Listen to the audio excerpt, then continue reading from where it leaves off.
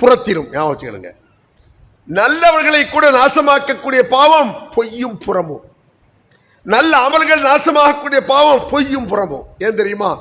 இந்த பொய்யும் புறமும் வந்துவிட்டால் காழ்ப்புணர்ச்சி வந்துவிடும், பொறாமை வந்துவிடும், கபடு சூது வந்துவிடும், அடுத்தவன் என்ன செய்யலாம் என்று நோன்றது வந்துடும், அடுத்து ஒட்டு கேட்கறது வந்துடும், கோல் சொல்றது வந்துடும். இத்தனை பாவங்களும் உள்ளடங்கிவிடும். எதுல?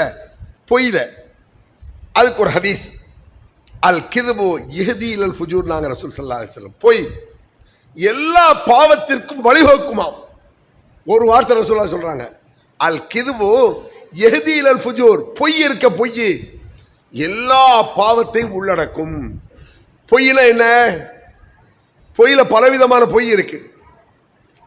யாரையும் பாதிக்காவிட்டால் அதை அல்லாஹ் பெருசா கண்டுகொள்றது இல்லை. என்னுடைய பொய் உங்களை பாதிக்கல, உங்கள் பொய் என்ன பாதிக்கல, அது பெரிய அபாண்ட சிக்கலானதல்ல, அபாண்டமான பொய்.